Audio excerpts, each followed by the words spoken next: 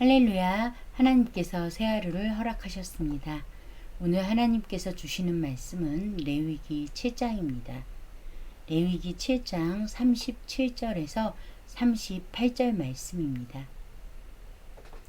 찾으셨으면 함께 읽겠습니다. 이는 번제와 소제와 속죄제와 속건제와 위임식과 화목제의 규례라.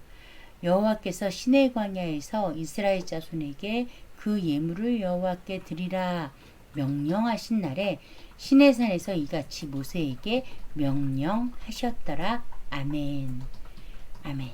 자, 이제 제사에 대한 모든 규례를 이렇게 7장에서 마치게 됩니다. 37절 볼까요? 번제, 제일 먼저 우리가 다루었죠. 태워서 드리는 제사. 이 번제와 소제, 소제는 뭐였죠? 곡식을 이렇게 가루로 내어서 뭐 반죽도 하고 굽기도 하고 또 찌기도 하고, 자, 이렇게 드리는 제사를 소제라고 하죠. 속죄제는 뭐죠? 우리가 부지 중에 하나님의 계명을 어겼을 때 드리는 제사예요. 속건제는 뭐죠? 속건제는 우리가 부지 중에 하나님의 계명을 어기거나 또 이웃에게 죄를 범하였을 때 드리는 제사예요. 속죄제는 특별하게 우리가 보아야 되었던 것들이 무엇이죠? 자신의 위치, 내가 가난한가 부자인가, 또 죄의 영향력을 얼마나 끼치는 자리인가. 그래서 제사장들이 가장 큰 영향력을 끼치기 때문에 제사장들 혹은 또 이스라엘 백성이 전체적으로 지을 때 가장 큰 제물을 드렸고, 또 족장, 평민, 또 아주 가난한 사람들까지 다양하게 드리는 제물이 달랐어요. 자, 속건제는 어땠어요? 속죄제와 좀 다른 부분이 있다면 무엇이에요? 속건제 같은 경우에는 하나님께 제사 드리는 걸로 끝나지 않았어요. 그 제사는 조금 더 넓은 의미에서 죄의 값을 치러야 했어요. 그래서 자신이 죄를 지은 만큼 보상을 해야 됐어요. 하나님께도 마찬가지고 이웃에게도 마찬가지예요.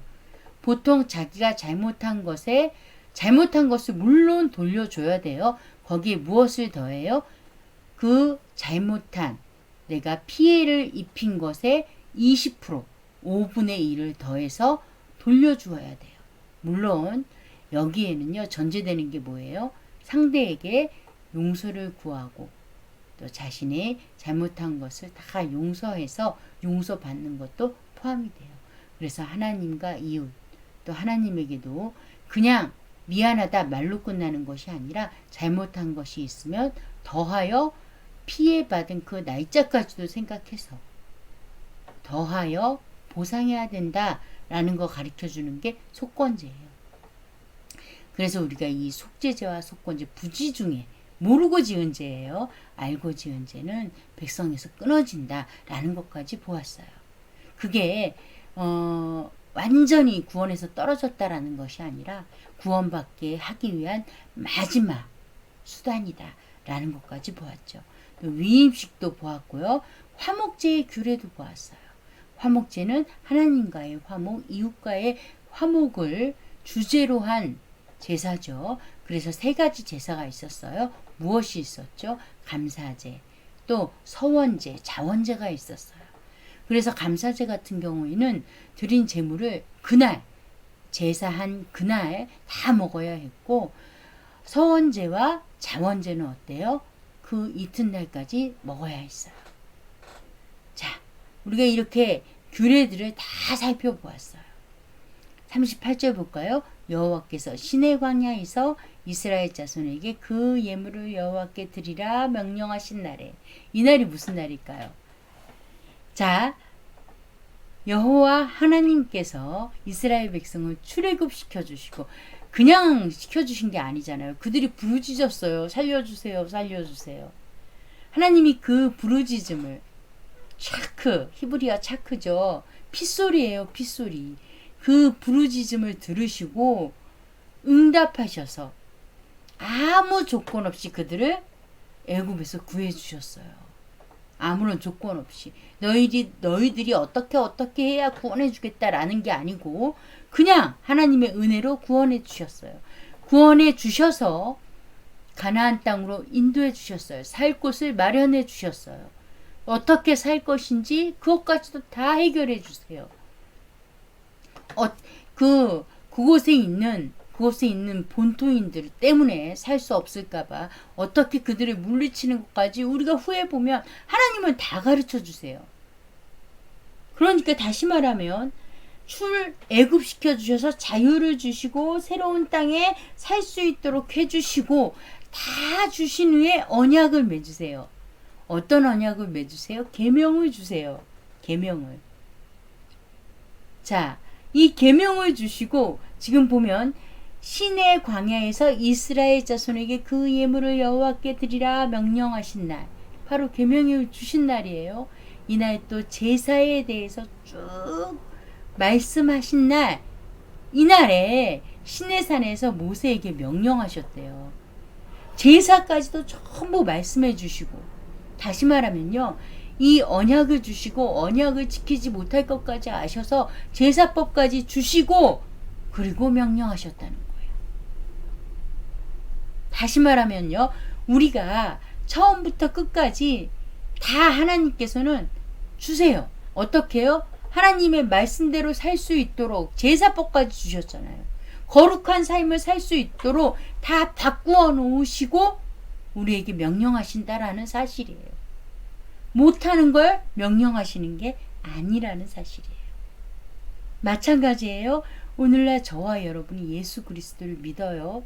어떤 걸 믿어요? 예수님이 우리를 위하여 십자가에서 죽으시고 부활하셨음을 믿으면 우리는요, 이제 죄의 종에서 의의 종으로 완전히 신분이 바뀌는 거예요. 죄의 종은 하나님의 말씀대로 살 수가 없어요. 살고 싶어도 안 돼요.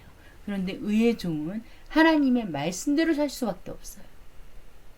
마치 선악과를 먹지 않았을 때 아담과 하와와 같이 선밖에 모르는 자로 바뀌었다라는 거예요.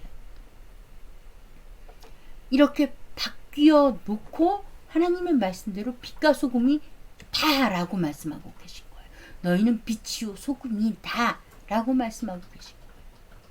그러니 빛을 비추고 짠맛을 내는 삶을 사는 것은 자연스러운 일이에요. 자연스러운 일이에요. 왜? 하나님께서 그렇게 만들어 놓으셨으니까요. 하나님은요, 이미 다 준비하셨어요.